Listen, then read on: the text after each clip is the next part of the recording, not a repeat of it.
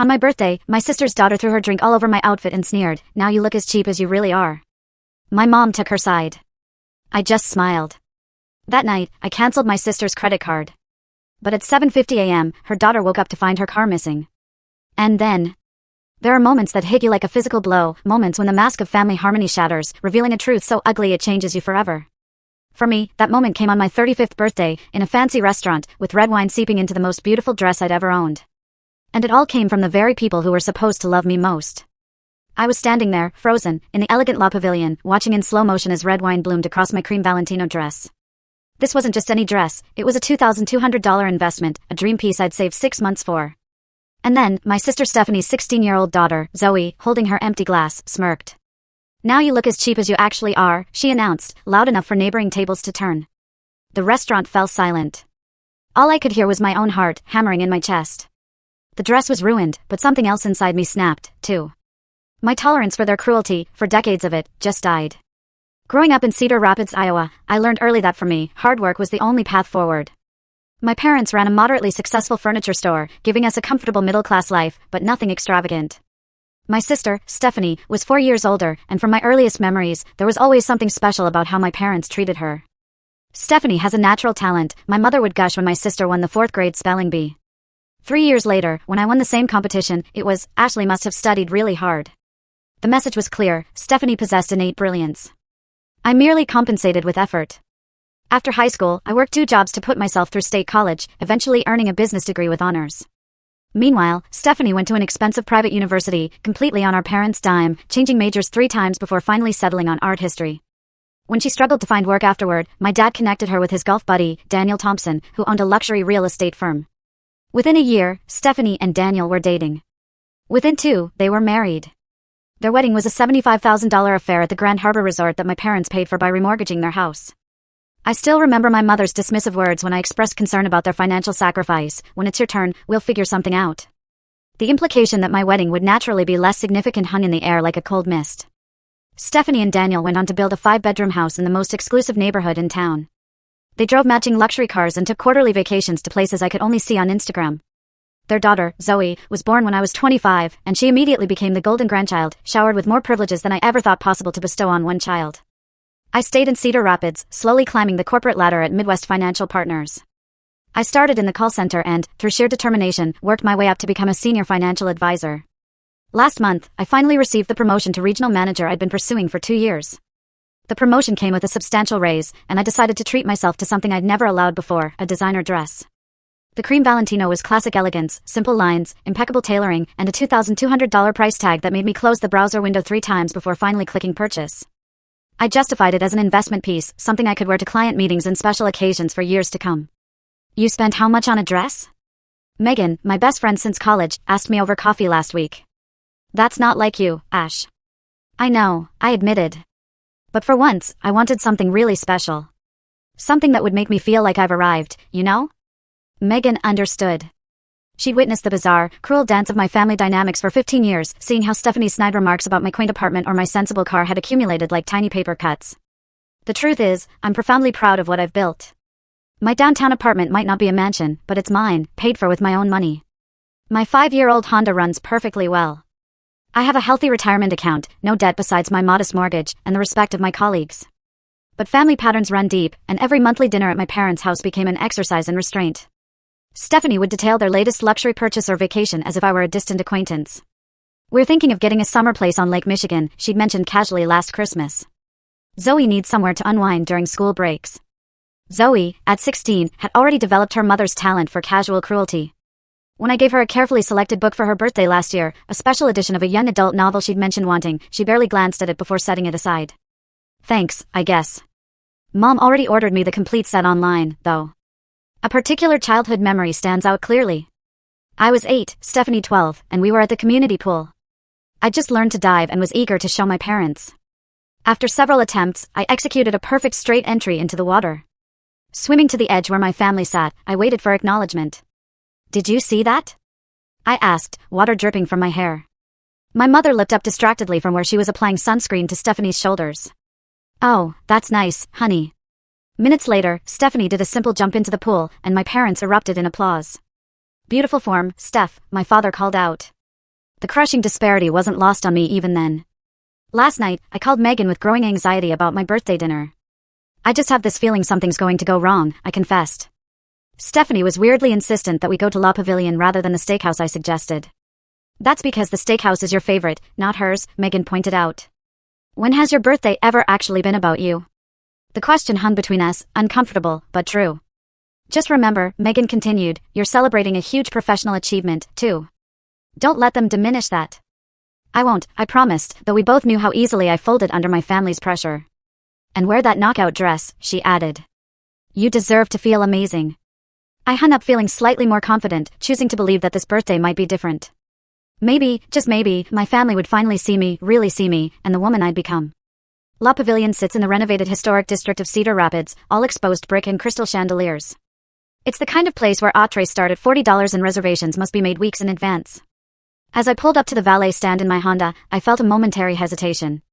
The young attendant glanced at my car with barely concealed judgment before offering a practiced smile. I smoothed down my cream Valentino, drawing confidence from its perfect fit. The dress was simply cut but exquisite, with a subtle texture to the fabric that caught the light as I moved. For once, I felt like I truly belonged in a place like this. Happy birthday, darling, my mother greeted me with air kisses near my cheeks, careful not to smudge her lipstick. She wore a navy blue pantsuit I recognized from department store sales. My father stood behind her, already looking impatient, though I'd arrived precisely on time. Thanks, Mom. Hi, Dad. I accepted his brief hug. Stephanie and her family are already seated, he informed me, as if I'd kept them waiting. I followed them to a round table in the center of the restaurant where Stephanie, Daniel, and Zoe were indeed waiting. My younger brother Kyle and his wife Jessica had yet to arrive. Finally, Stephanie said, checking her watch, though I was actually 5 minutes early. We were about to order without you. Sorry to inconvenience you on my birthday, I replied with a smile I didn't feel. Stephanie narrowed her eyes slightly, but said nothing. Zoe barely looked up from her phone as I took my seat. At 16, my niece was already a carbon copy of her mother, perfectly highlighted blonde hair, expensive clothes, and an air of boredom with anything that didn't directly benefit her. That's an interesting dress choice, Stephanie commented, her tone making it clear that interesting wasn't a compliment. She herself wore a black Gucci dress with a distinctive red and green stripe at the waist, a detail she'd make sure everyone noticed before the evening ended. Thank you, I replied simply, refusing to diminish my purchase. Our server, a young woman named Amelia, arrived to take our drink orders. And we're celebrating a birthday tonight, she asked with genuine warmth. Before I could answer, my mother jumped in. Yes, our Ashley is 35 today. Wonderful. Happy birthday, Amelia said to me. First round of drinks will be my treat. How kind, Stephanie interjected. We'll need a bottle of the Chateau Margaux for the table. Daniel raised an eyebrow. That's a $400 bottle, dear. It's a celebration, Stephanie insisted with a wave of her hand. Zoe finally looked up from her phone. Can I have a virgin mojito? The kind with a special sugarcane stick. Of course, Amelia noted before turning to me. And for the birthday girl? Just sparkling water with lime for now. Thank you, I said, conscious of staying clear-headed. Stephanie smirked. Always the responsible one. Live a little. It's your birthday. I have an early meeting tomorrow, I explained, though I didn't owe anyone an explanation. Oh, the new promotion. Stephanie said with exaggerated remembrance. Regional manager of what was it again? Insurance sales? Financial advising, I corrected. I oversee 26 advisors across 3 states now. How nice for you, Stephanie said dismissively. Daniel just closed on the Thompson Tower project. $18 million. She squeezed her husband's arm possessively. Daniel at least had the grace to look slightly uncomfortable. It was a team effort, he mumbled. Kyle and Jessica arrived then, providing a welcome interruption. My younger brother had always been the family peacekeeper, maintaining relationships with everyone while somehow avoiding being drawn into the crazy dynamics. Happy birthday, sis. Kyle enveloped me in a genuine hug. Jessica handed me a beautifully wrapped package. Open it now, she encouraged. Inside was a leather-bound planner with my initials embossed in gold. For the big shot regional manager to keep track of her empire, Jessica winked. It's perfect, I said, truly touched. Thank you both. We have your gift at home, my mother interjected. It's too big to bring to the restaurant. I nodded, knowing from experience it would be something practical rather than personal, likely kitchen appliances or bedding. Throughout the appetizer course, Zoe's behavior grew increasingly disruptive. She took selfies with Flash, loudly criticized the food, this bruschetta is nowhere near as good as what we had in Milan, and interrupted conversations to show Instagram posts to her mother. Zoe, maybe put the phone away while we eat, I suggested gently after she nearly knocked over a water glass while reaching across the table. Whatever, she muttered, but tucked the phone into her designer purse. She's just being a teenager, Stephanie defended immediately. The conversation turned to my parents' upcoming anniversary trip to Scottsdale. As they described their planned activities, I noticed how animated they became, a stark contrast to their polite interest in my career news. You should see the resort Daniel recommended, my mother gushed. The presidential suite has its own infinity pool. Sounds amazing, I replied, taking a sip of my water. You know, Stephanie chimed in, you could afford nice vacations too, if you'd prioritize differently. That apartment downtown must eat up your salary. I felt my cheeks warm. I like my apartment, actually, and I travel when I want to. Weekend trips to Chicago don't really count as travel, Stephanie laughed as if sharing a joke with the table. I glanced down at my cream dress, drawing strength from how special it made me feel, despite Stephanie's attempts to diminish me. The Valentino represented more than an expensive purchase, it symbolized recognizing my own worth after years of allowing my family to determine my value. When our entrees arrived, I realized we'd nearly reached the halfway point of the dinner without any major incidents. Perhaps, I thought optimistically, we would make it through the evening intact. Then my father raised his glass. To Ashley, he began, 35 years young, and finally finding her footing in the business world. Finally, I thought, as if my entire career until now had been a warm-up. I forced a smile and raised my water glass. And, he continued, to Stephanie and Daniel for their guidance and example of real success. My hand froze mid-air. From across the table, Kyle caught my eye with a sympathetic wince. And to Zoe, my father added, for her excellent grades this semester. A 3.4 GPA while maintaining all her extracurriculars is impressive. I'd graduated with a 4.0 while working 30 hours a week, but my accomplishments had never warranted a dinner toast. As the server brought out a birthday cake, chocolate with buttercream, Stephanie's favorite, not the lemon cake I preferred, I noticed Zoe's attention fixed on my dress for the first time that evening. Her expression shifted from boredom to something darker, more calculating. She leaned over to whisper something to Stephanie, who smirked and shrugged in response. The cake was placed before me, 35 candles flickering in the dim restaurant lighting. Make a wish, my mother prompted. I closed my eyes, wishing for the strength to finally stand up for myself, and blew out the candles in one breath. The table erupted in practiced applause just as Zoe reached for her virgin mojito. Time seemed to slow as Zoe's arm extended across the table. In one fluid motion that couldn't possibly have been accidental, her elbow knocked into her virgin mojito, sending the full glass tumbling directly toward me. I watched, paralyzed, as the green liquid arced through the air, mint leaves suspended like tiny islands, before splashing across the bodice of my cream Valentino. The cold shock of the liquid against my chest broke the spell. I gasped, pushing my chair back and standing as the mojito continued its destruction, gravity pulling the sticky mixture down the front of my dress in rivulets. Lime and sugar clung to the delicate fabric, immediately leaving visible stains on the pristine cream material. That's when Zoe delivered the blow that would change everything. Now you look as cheap as you actually are, she said, her 16-year-old voice carrying through the suddenly silent restaurant. Her expression wasn't of embarrassment or regret, but of satisfied malice.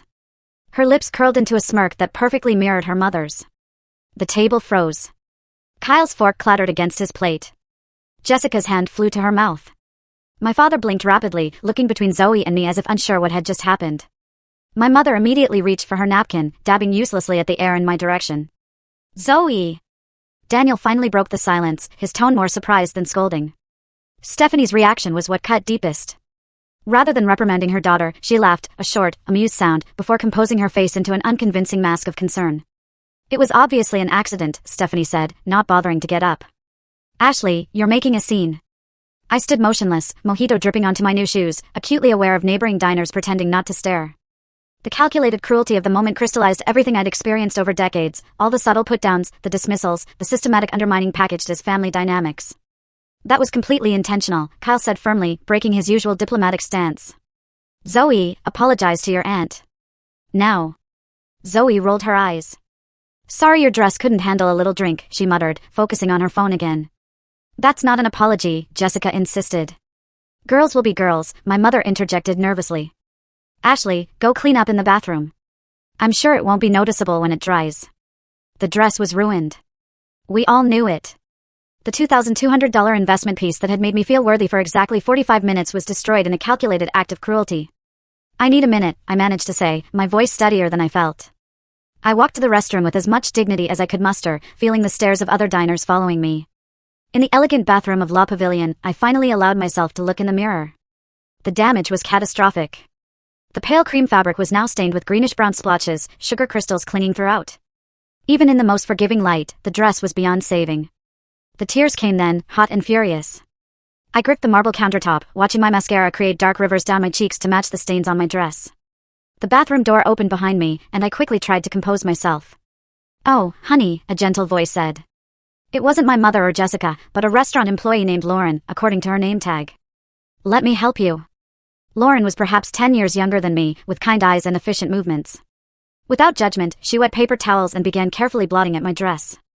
"I worked in costume design before restaurants," she explained. "The sugar is the real problem here. It'll leave a mark even if we get the color out." "It's ruined, isn't it?" I asked, already knowing the answer. Lauren met my eyes in the mirror. "Yes," she said honestly. "I'm sorry. It was Valentino," I finished. "I just bought it. First designer piece I've ever owned." Understanding flickered across her face. "And someone did this deliberately." When I nodded, her expression hardened. "That's unforgivable." Something about her straightforward validation broke through my people-pleasing instincts. "Yes," I agreed. "It is." Lauren helped me clean up as best we could, even retrieving club soda from the bar. We managed to remove the worst of the visible staining, though the dress was clearly damaged beyond repair. Before I left the bathroom, she pressed her card into my hand. "My cousin owns a dry cleaning service that specializes in designer pieces," she said. "It won't be perfect, but they might be able to save it enough for resale. Text me if you want her contact." I thanked her, genuinely touched by the stranger's kindness when my own family had offered none. Returning to the table, I found dessert being served as if nothing had happened. Stephanie was regaling my parents with stories of Zoe's debate team achievements. Zoe herself was back on her phone, occasionally glancing up to smirk at my ruined outfit. "Everything okay?" Kyle asked quietly as I took my seat. "Not really," I replied honestly. "We ordered you the chocolate mousse," my mother said brightly. "Your favorite." It wasn't. I preferred creme brulee, as anyone who knew me would remember. The remainder of dinner passed in a blur. I picked at the wrong dessert, nodded at appropriate intervals, and felt a disconnection from my body that was almost peaceful. Something fundamental had shifted inside me. The dress might be ruined, but clarity had replaced confusion. When the check arrived, I declined my father's half-hearted offer to cover my portion. "I've got it," I said, placing my credit card alongside his. This birthday dinner, at least, wouldn't be another item on the invisible ledger of what I owed my family. In the parking lot, Kyle pulled me aside. "I'm sorry about what happened in there," he said. That was way out of line. It was, I agreed, no longer minimizing to make others comfortable. "Let us know if you need anything," Jessica added, squeezing my arm. I nodded, thanked them for coming, and walked to my Honda. The valet gave me a sympathetic look that I might have found humiliating earlier in the evening. Now, I simply thanked him and tipped generously. The drive home was strangely peaceful. Megan called as I pulled into my apartment complex. "How was it?" she asked. "Zoe deliberately spilled her drink all over my new dress and told me I look as cheap as I actually am," I stated flatly. "She what?" Megan's outrage filled the car. "What did Stephanie do?" Laughed, then said I was making a scene. "That's it," Megan declared. "I've kept my mouth shut about your family for 15 years, but I'm done. They're toxic, Ash. All of them, except maybe Kyle. You deserve so much better." As I climbed the stairs to my apartment, still wearing the ruined Valentino, I realized Megan was right. For the first time, I allowed myself to consider a radical thought. What if I stopped trying to earn love from people incapable of giving it? Inside, I carefully removed the dress and hung it on my bathroom door. Tomorrow, I would assess whether Lauren's cousin could salvage anything.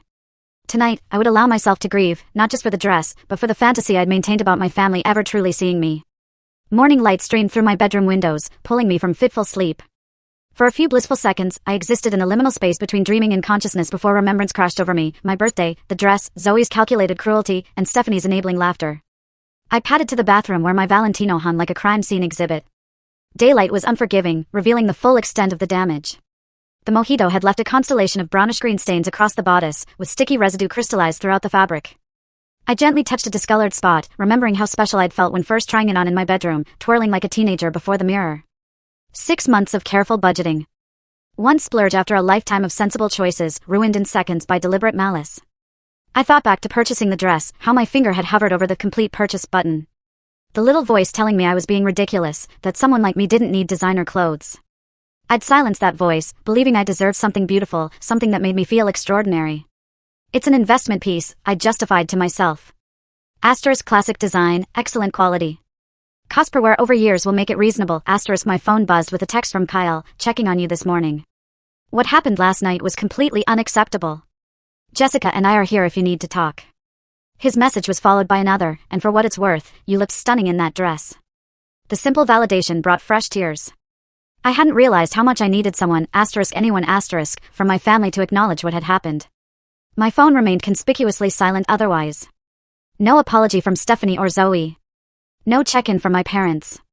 Their silence spoke volumes about where I ranked in their priorities. I made coffee and sat at my kitchen island, opening my laptop almost mechanically. Instead of checking work emails as I'd intended, I found myself typing into the search bar, toxic family dynamics. The results were illuminating. Article after article described patterns I recognized intimately: scapegoating, golden child syndrome, enabling behaviors, emotional neglect disguised as tough love. One phrase particularly resonated: the family scapegoat often succeeds despite not because of their family environment. Yet their achievements are minimized while their shortcomings are magnified.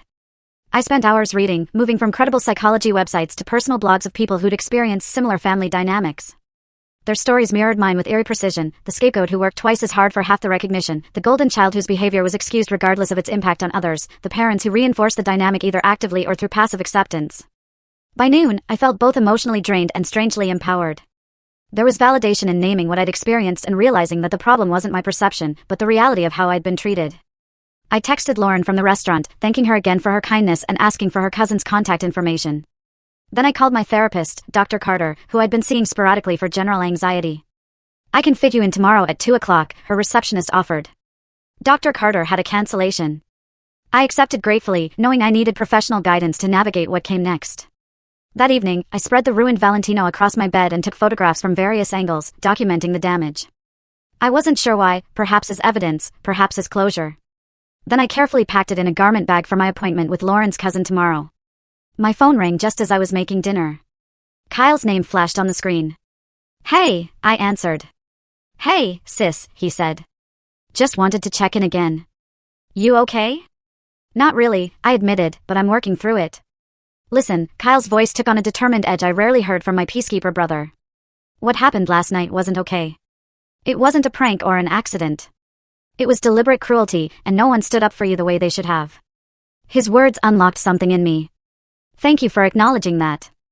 "I should have said more in the moment," he continued. "I've been thinking a lot about our family dynamic, and I think this has been happening for a long time, in different ways." "It has," I confirmed, relief flooding through me at having an ally in my family.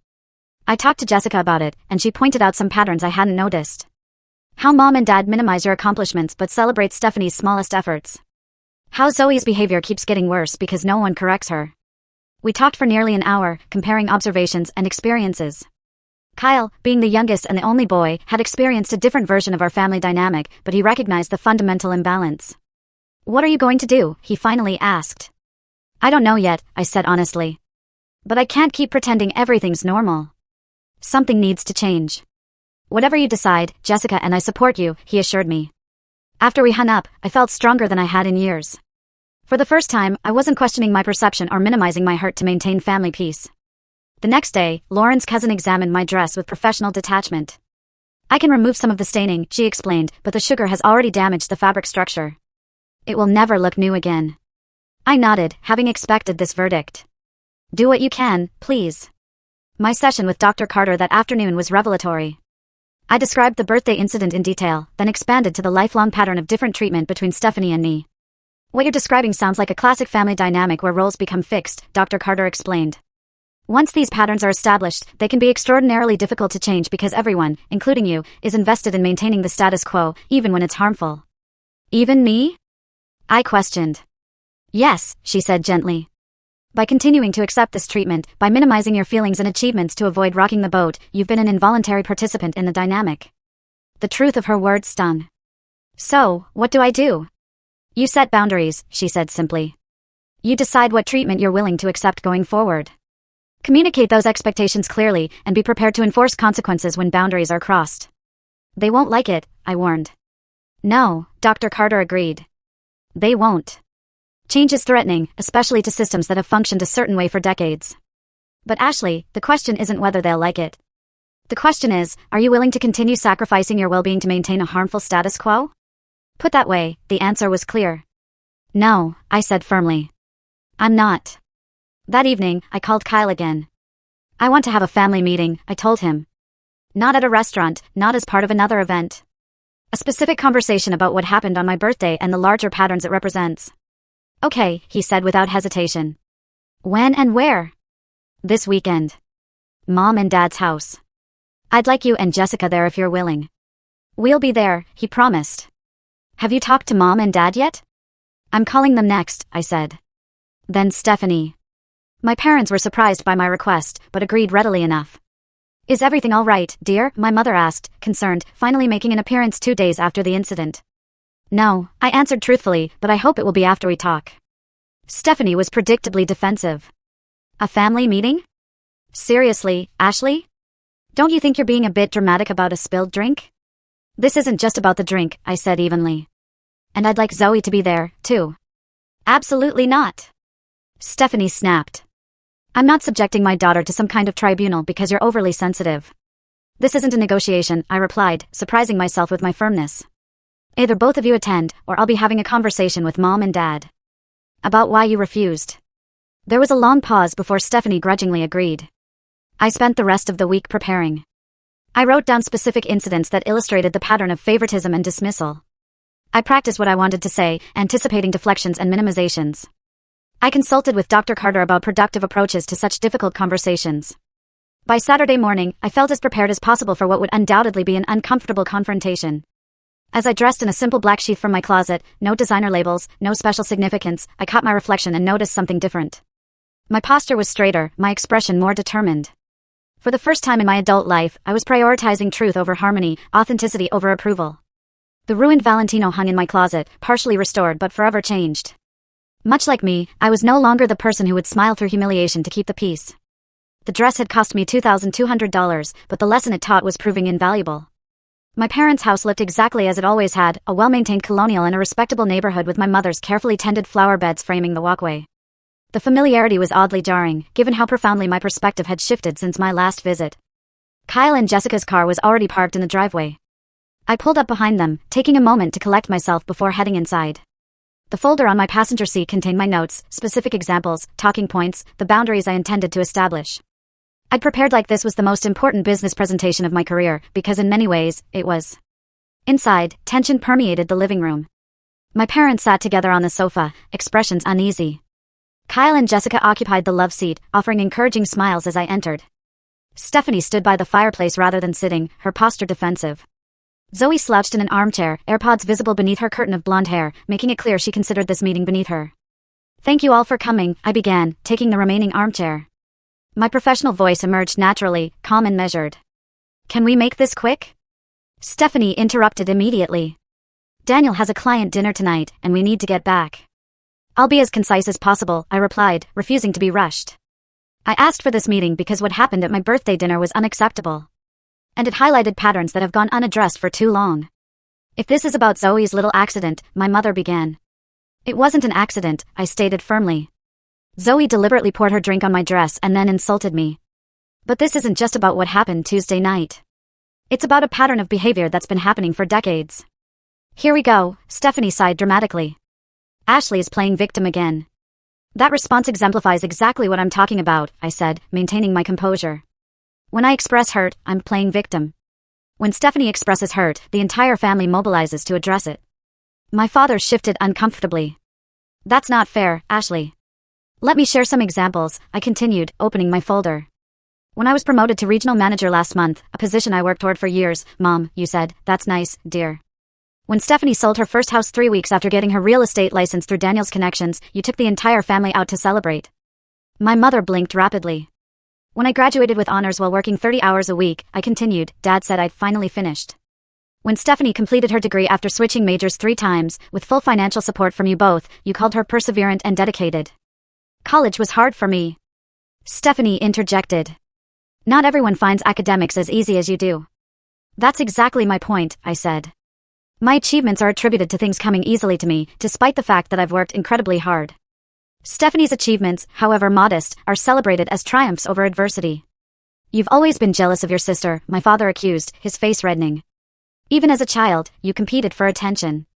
I wasn't competing for attention, I corrected. I was trying to earn the same love and recognition that seemed to come automatically for Stephanie. Oh, please. Stephanie scoffed. You were always Mom and Dad's perfect daughter. Little Miss Responsible. Little Miss Self-Sufficient. Do you have any idea what it's like living in your shadow? Her statement was so divorced from reality that I actually laughed. My shadow, Stephanie? You've had every advantage. Our parents remortgaged their house to pay for your wedding. They've subsidized your lifestyle for years. They babysit Zoe whenever you ask, even canceling plans with me to do so. That's different, my mother protested weakly. Stephanie needs more help because you never taught her to stand on her own, I pointed out. And now Zoe is following the same pattern. She deliberately ruined something important to me. And instead of consequences, she received tacit approval. Throughout this exchange, Zoe had pretended to ignore us, but I noticed her AirPods weren't actually connected to her phone. She was listening intently while feigning disinterest. Zoe, remove your earbuds, I said directly. This concerns you, too. You can't tell me what to do, she muttered. But remove them anyway. You're right, I can't, I agreed. But I can tell you how your actions affected me. You destroyed a dress that represented a significant achievement for me. And you did it purposefully, with malice. It was just a dress, Zoe shrugged, though her expression flickered with something that might have been discomfort. It wasn't just a dress, I corrected. It was a symbol of years of hard work. And your comment afterward made it clear that you understood exactly what you were doing. Oh my God, are you still obsessing over a stupid drink spill? Stephanie interjected. It's not Zoe's fault you spent a ridiculous amount of money on a white dress. What did you expect? I expected basic respect, I replied evenly. Which brings me to my next point. Going forward, I will no longer participate in family gatherings where my achievements are minimized, my feelings dismissed, or where I'm subjected to deliberate cruelty. So, you're giving us an ultimatum? My father demanded. I'm establishing boundaries, I clarified. I love this family, but I don't love how I've been treated, and I won't accept it anymore. This is absurd. Stephanie declared. You're blowing everything out of proportion because you can't take a joke. It wasn't a joke, Kyle spoke up for the first time. It was mean-spirited and deliberate. And Ash is right. This has been going on for years. We've all noticed it, but no one says anything because it's easier to let Ashley absorb the negative treatment than to confront the real issues in this family. The room fell silent at my brother's intervention. My father looked genuinely shocked while my mother's eyes filled with tears. Kyle, you don't understand, Stephanie began. I understand perfectly, he interrupted. I've watched how differently you two have been treated our entire lives. I've seen how Ashley minimizes her accomplishments to avoid making waves while you highlight your smallest efforts expecting lavish praise. That's not true. Stephanie's voice rose. You're just taking her side because your precious Jessica loves Ashley more than me. This isn't about sides, Jessica said calmly. This is about recognizing harmful patterns and changing them. So now I'm harmful? Stephanie threw up her hands. Perfect. Ashley has been feeding you lies about me and you're all buying it. Unbelievable. No one's calling you harmful, I clarified. I'm pointing out patterns of behavior that have been harmful to me. You want to talk about harmful? Stephanie's voice took on a dangerous edge. How about how you've always flaunted your precious independence? How you make a big show of paying your own way, making the rest of us look bad? How you judge my choices because they're different from yours? I've never judged your choices, I said, genuinely surprised. I've only asked for equal treatment. Equal treatment. Stephanie laughed bitterly. You've never needed anything from anyone.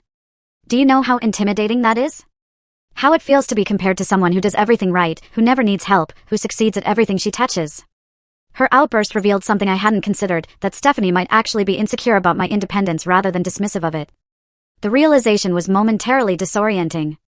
I haven't succeeded at everything, I said more gently. And I have needed help. I've just stopped asking for it because it rarely comes from this family. Girls, please, my mother intervened tearfully.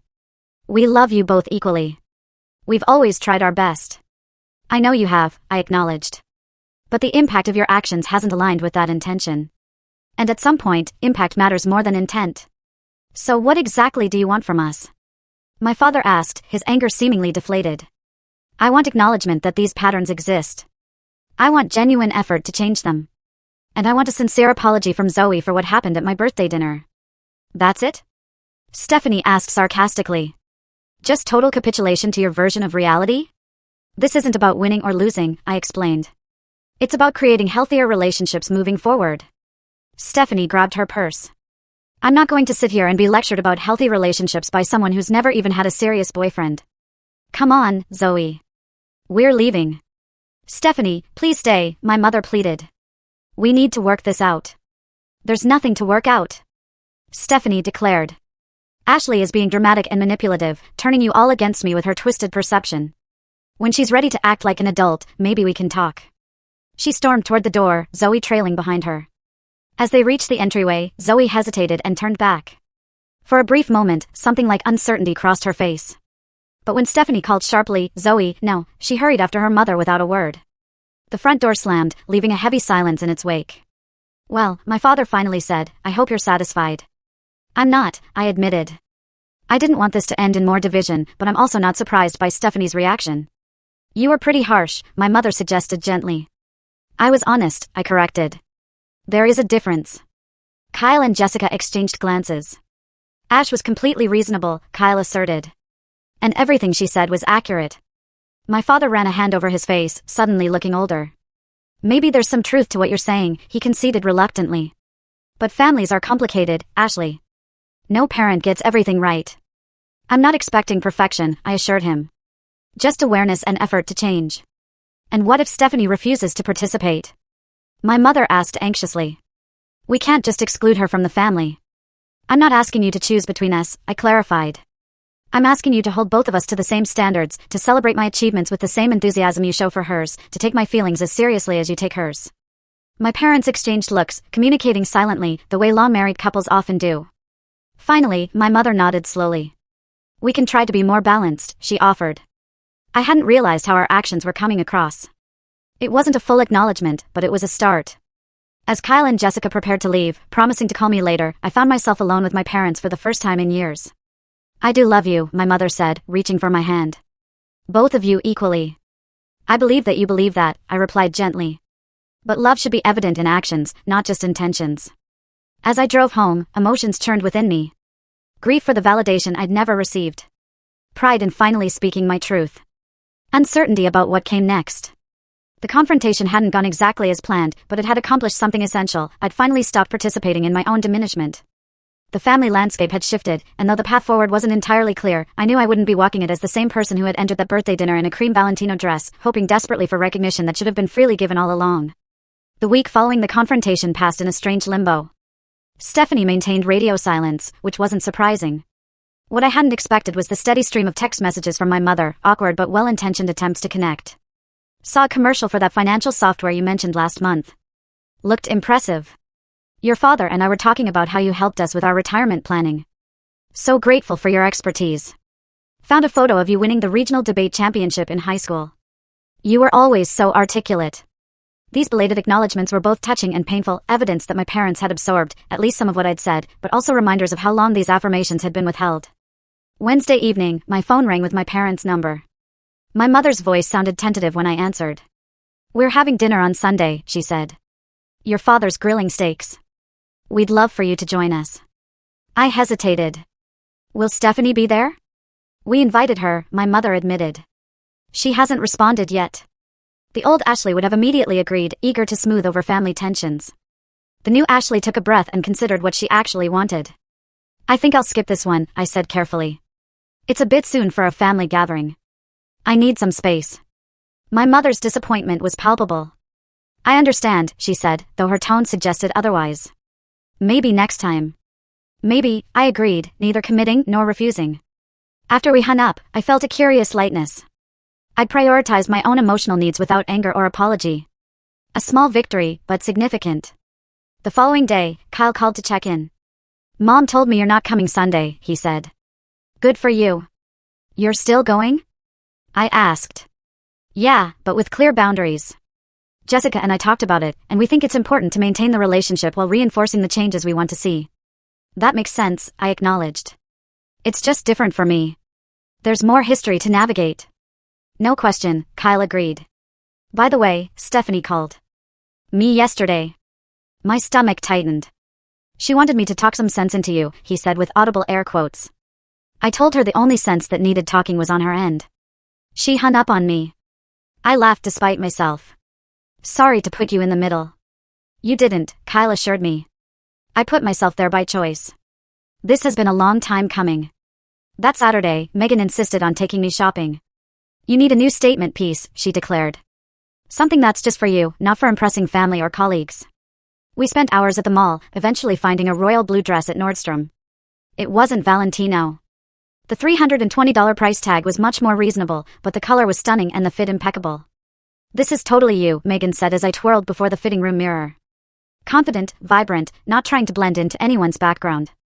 I bought it without hesitation, along with matching shoes. The purchase didn't carry the same weight as the Valentino. I wasn't trying to prove anything to myself or others, which somehow made it more satisfying. That evening, I received an unexpected text from an unknown number. "It's Zoe. Can we talk?" Surprised and suspicious, I replied cautiously, "How did you get my number?" "Grandma," she wrote. "Don't tell Mom I texted you." I considered ignoring the message, protecting myself from further manipulation, but curiosity won out. "What do you want to talk about?" The three dots appeared and disappeared several times before her response came through. "I'm sorry about your dress." For real this time. The apology seemed sincere, but I'd been fooled before. "Thank you for saying that. May I ask what prompted this?" Another long pause. "I heard what you said about patterns. About how I'm following Mom's pattern. I don't want to be like that." A small ember of hope glowed within me. "That's very self-aware, Zoe. Mom's been really angry since your meeting thing. Keeps saying everyone's against her. Dad tried to talk to her about it and they had a huge fight." I felt a pang of sadness for my niece, caught in the crossfire. "I'm sorry you're dealing with that. It's not your responsibility to manage your mom's feelings." "I know," she replied. "That's what my counselor says, too." The mention of a counselor surprised me. "You're seeing a counselor?" "School counselor. Mom doesn't know. I've been going since last semester." Another text quickly followed. "I have to go. Mom's coming. Don't tell her we talked." "Okay, I won't, I promised. Take care of yourself, Zoe." This unexpected exchange shifted something in my perception. Zoe wasn't just Stephanie's mini-me. She was her own person, potentially breaking free from unhealthy patterns. It reminded me that change was possible, even in entrenched family dynamics. At work, my confidence grew as I settled into my new role as regional manager. During a presentation to the executive team, I spoke with an authority I hadn't fully embraced before, my ideas receiving thoughtful consideration rather than the dismissal I'd unconsciously expected. "Excellent analysis, Ashley," the CEO commented afterward. "Your recommendation on the Henderson account was particularly insightful." I accepted the praise without deflection or qualification, another small but meaningful shift. My weekly sessions with Dr. Carter focused on establishing healthy boundaries in all relationships, not just family ones. "What I'm hearing," she observed, "is that the confrontation with your family, while difficult, has empowered you to advocate for yourself in other areas of your life." "It has," I agreed. "It's like once I stopped accepting one form of diminishment, I became less willing to accept any form." "That's a profound realization," Dr. Carter nodded. "Many people find that setting boundaries in one significant relationship creates a positive ripple effect." She helped me process my mixed feelings about Zoe's text, the ongoing silence from Stephanie, and my parents' awkward attempts at change. Authentic family transformation happens slowly, she reminded me. Patterns established over decades don't dissolve overnight. The question is whether you're seeing genuine effort versus performative adjustments. I considered this carefully. With my parents, I think there's genuine effort, even if it's clumsy. With Stephanie, I'm not seeing any effort at all. Then calibrate your expectations and engagement accordingly, Dr. Carter advised. Invest energy where there's potential for healthy return. The following weekend, I decided to host a small dinner party at my apartment, a birthday do-over of sorts. I invited Kyle and Jessica, Megan and her husband, and two colleagues I'd grown closer to recently. I wore my new blue dress, prepared my favorite foods, and decorated with fresh flowers. As I arranged cheese and crackers on a serving board, I realized I wasn't thinking about what my family would think of my apartment, my food choices, or my outfit. I was simply looking forward to an evening with people who valued me as I was. The doorbell rang at 6:30. Kyle and Jessica arrived first, bearing wine and a small gift box. "From both of us," Jessica said as I unwrapped a delicate silver bracelet with a small diamond charm. "It's beautiful," I said, genuinely touched. "Read the engraving," Kyle encouraged. On the inside of the band, tiny letters spelled out, "Your light, your terms." "We're really proud of you, sis," Kyle said, hugging me tightly. The evening flowed with easy conversation and genuine laughter. No undertones of competition, no subtle put-downs, no walking on eggshells. Just connection and enjoyment. As we finished dessert, my doorbell rang unexpectedly. Opening it revealed my parents standing awkwardly in the hallway, my mother clutching a gift bag. "We're not interrupting, are we?" my father asked, his usual confidence noticeably absent. "We should have called first," my mother added quickly. "We can come back another time." The old Ashley would have immediately masked her surprise and welcomed them in, regardless of her actual feelings. The new Ashley took a moment to check in with herself before responding. I have friends over for dinner, I explained. You're welcome to join us for coffee if you'd like. They exchanged uncertain glances before my mother nodded. We'd like that, if you're sure we're not imposing. I introduced them to everyone, noticing how they made real effort to engage with my friends, asking questions about their lives and work. When my mother mentioned my recent promotion, there was genuine pride in her voice, subtle but unmistakable. As the evening wound down and guests began to leave, my parents lingered. My mother handed me the gift bag. We wanted to give you this, she said. A proper birthday present. Inside was a leather portfolio embossed with my initials and the logo of my company. It's for your new position, my father explained. We thought it might be useful for client meetings. Thank you, I said, appreciating the thoughtfulness of a gift that acknowledged my professional identity. It's perfect. After my parents left, Kyle helped me load the dishwasher. Did you invite them? He asked curiously. No, I admitted. They just showed up. Bold move, he commented. But they were really trying tonight. They were, I agreed, feeling cautiously optimistic. As I placed the last wine glass in the dishwasher, my phone chimed with a text. It was from Zoe. Grandma said your party was nice. Maybe. Sometime I could come see your apartment? I smiled at this small olive branch. I'd like that, I replied. Let me know when you're free. Closing up my apartment after everyone had gone, I caught my reflection in the hallway mirror. The woman looking back at me stood straighter, her expression more peaceful than it had been in years. The blue dress complemented her confidence perfectly. It struck me that I was finally becoming the person I'd always been beneath the family dynamics that had constrained me, not because I'd achieved some external marker of success, but because I'd learned to value myself independent of others' validation. The ruined Valentino still hung in my closet, now professionally cleaned, but forever marked by what had happened. I decided to keep it as a reminder, not of Zoe's cruelty or Stephanie's enabling, but of the moment I'd finally said enough. 1 month after the confrontation, I had coffee with my mother alone. She brought photo albums I'd never seen before, full of my childhood achievements that had apparently been documented but never celebrated. I've been doing a lot of thinking, she said hesitantly, about what you said about patterns. I didn't see it then, but looking back through these photos, she paused, visibly emotional. You are an extraordinary child, Ashley. I don't know why we didn't, she couldn't finish the sentence, but she didn't need to. The acknowledgement, however belated, was healing in its own way. What about Stephanie? I asked gently. Have you talked with her about any of this? My mother sighed. We're trying. She's resistant, but Daniel has been surprisingly supportive of making changes.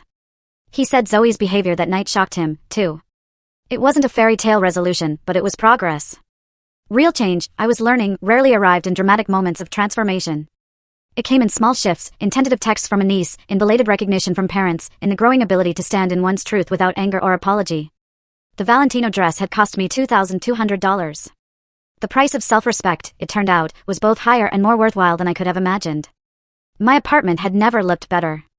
Soft string lights twinkled along the balcony railing, visible through the sliding glass doors. Fresh flowers, peonies and hydrangeas, brightened every surface. The dining table was set with my best dishes, nothing fancy, but arranged with care. Spotify played a carefully curated playlist of upbeat jazz standards. This do-over birthday celebration felt significant. Not just a party, but a declaration. I was reclaiming what had been tainted, transforming an experience of humiliation into one of empowerment. Megan arrived first, characteristically early. Look at you, she exclaimed, taking in my royal blue dress. This is the real Ashley Williams. CEO energy in full effect. I laughed. Let me make it to regional manager for a full quarter before you start promoting me. Kyle and Jessica arrived next, followed by my work friends, Claire and Marcus. We were halfway through appetizers when another knock came at the door. Opening it revealed my parents standing awkwardly in the hallway. My mother held a bakery box. We know we weren't invited, my father said quickly, his usual bluster replaced with genuine nerves. But your mother insisted we at least drop off a proper birthday cake. Lemon with buttercream, your favorite, not Stephanie's. The acknowledgement of this small but significant detail, that they knew which flavor I actually preferred, touched me unexpectedly. Would you like to come in? I offered. We've just started eating. Relief washed over my mother's face. Only if you're sure we're not intruding. You're not, I assured them, meaning it. They integrated into the gathering with surprising ease, my father engaging Marcus in a conversation about local sports teams while my mother helped distribute the appetizers she hadn't been asked to bring but had anyway. Just as we were preparing to serve dinner, a final knock came. When I opened the door, Zoe stood alone in the hallway, clutching a small gift bag and looking uncharacteristically uncertain. Hi, she said awkwardly. Grandma texted that they were here, and I was at Maddie's house down the street, so she trailed off, clearly unsure of her welcome. Gone was the entitled teen who had deliberately ruined my dress. This Zoe seemed younger somehow, more vulnerable. "I'm glad you came," I said, genuinely meaning it. "Come in." A flash of surprise crossed her face, followed by cautious relief. She entered, her usual confident stride replaced by hesitant steps.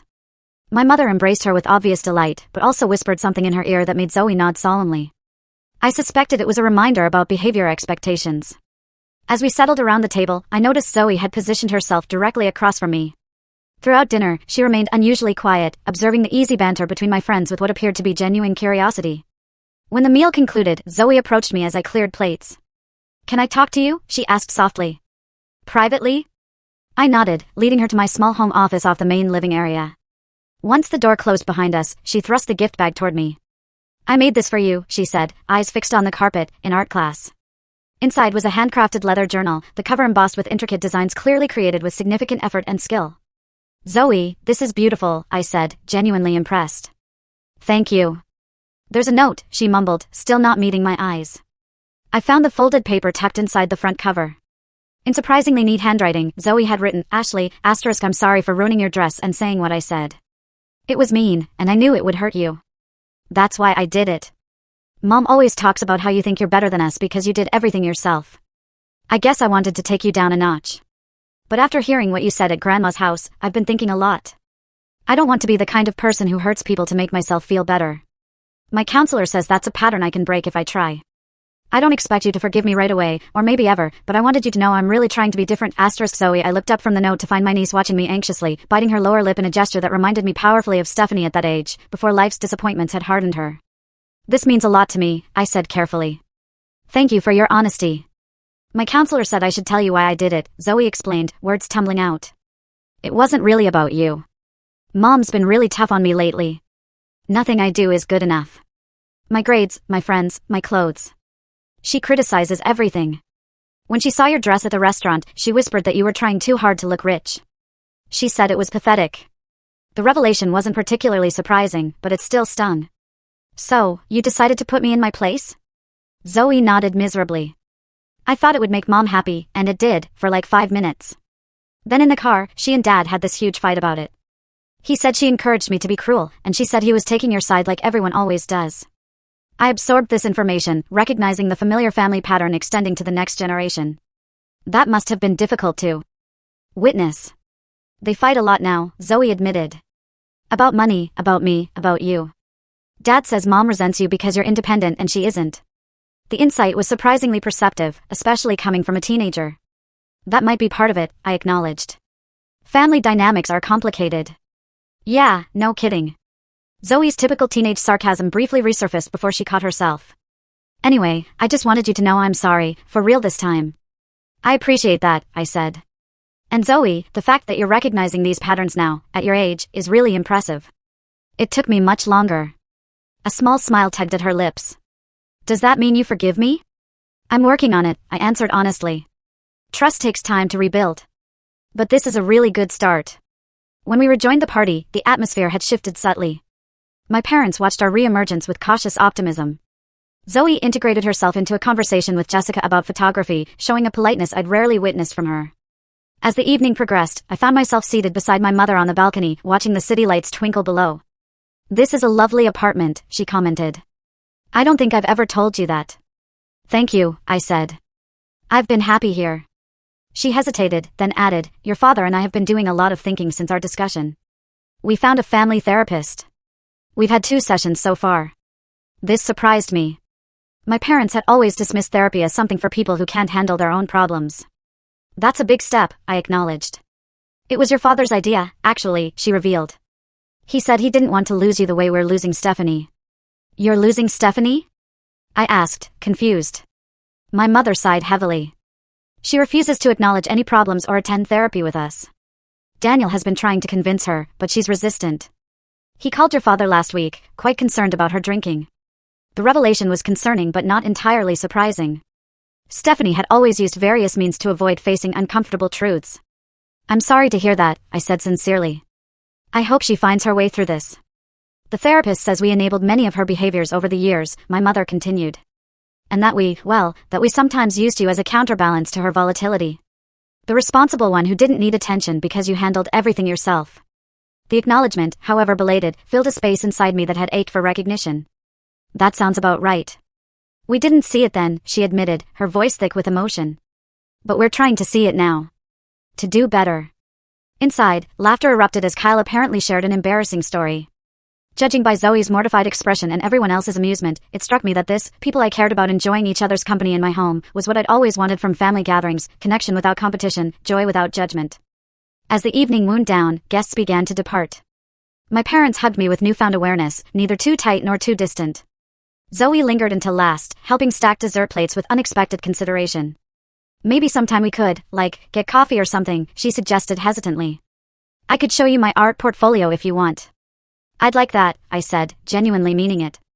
After everyone had gone, I stood in my quiet apartment, absorbing what had transpired. It wasn't a perfect resolution. Stephanie's absence was a reminder that some wounds wouldn't heal quickly or easily, if at all. But something fundamental had shifted, both within me and within my family system. 1 month later, the changes continued to unfold in unexpected ways. My parents began including me in decisions they would previously have consulted only Stephanie about. My father called for advice regarding their retirement investments, actually implementing my suggestions rather than nodding politely before doing whatever Stephanie's husband recommended. My relationship with Zoe developed cautiously but steadily. Our coffee meeting extended to 3 hours as she shared her artwork and ambitions to study graphic design, dreams her mother apparently dismissed as impractical. I found myself becoming a mentor of sorts, carefully avoiding undermining Stephanie's parental authority while still offering Zoe the support she clearly craved. Stephanie herself remained distant, though I'd received a terse text after my birthday do-over: "Glad Mom and Dad had fun at your party." Not exactly an olive branch, but not outright hostility either. According to Kyle, who maintained relationships with everyone, Stephanie and Daniel were in couples counseling. The incident with my dress had apparently been a tipping point for Daniel, who'd grown increasingly concerned about the behaviors he'd been enabling in both his wife and daughter. At work, my confidence continued to flourish. I secured 2 major clients who specifically requested me as their advisor, having heard about my approach from colleagues. In my quarterly review, my supervisor mentioned potential for advancement to the executive level within 2 years, a trajectory I'd never allowed myself to imagine before. Dr. Carter and I scaled back our sessions to bi-weekly, focusing less on crisis management and more on long-term personal growth. "You've done remarkable work," she observed during one session. "Not just in setting boundaries with your family, but in recognizing your inherent worth independent of external validation." "It still feels fragile sometimes," I admitted. "Like I could slip back into old patterns if I'm not vigilant." "That's normal," she assured me. "New neural pathways take time to solidify, but you've established a foundation of self-respect that's increasingly stable." The ruined Valentino still hung in my closet, now professionally cleaned, but permanently altered by what had happened. I'd considered donating it, but ultimately decided to keep it, not as a reminder of hurt, but as a milestone marking when I'd finally valued myself enough to speak my truth. The blue dress I'd worn to my do-over celebration hung beside it, less expensive, but in many ways more valuable, representing not what I thought I should be, but who I actually was. On a Sunday afternoon, I met Megan for our weekly coffee date. "You seem different," she observed, more settled somehow. I considered this. I think I finally stopped waiting for my family to see me clearly, and started seeing myself clearly instead. "That's profound," she said, raising her mug in a mock toast. "To self-recognition." "To self-recognition," I echoed, clinking my cup against hers. Later that evening, scrolling through photos from my do-over celebration, I paused on one that captured a moment I hadn't fully appreciated at the time. Zoe was showing my mother something on her phone, both of them laughing. Kyle and Jessica were engaged in animated conversation with my colleagues. My father was refilling everyone's water glasses without being asked. And me, in the center, in my blue dress, not trying to manage anyone's experience or emotions, simply present in my own joy. The journey from that humiliating birthday dinner to this moment of genuine peace hadn't been linear or perfect. There had been setbacks, difficult conversations, old patterns reasserting themselves, moments of doubt. But the trajectory was unmistakable. I had stopped accepting treatment that diminished me, and in doing so, had created space for authentic connection with those capable of offering it. The Valentino dress had cost me $2,200. The price of self-respect had been higher: courage, confrontation, temporary estrangement, but its value was immeasurable. I had learned that true worth couldn't be purchased or bestowed. It could only be claimed, nurtured, and honored from within. And that realization was the most valuable gift I could have given myself at 35.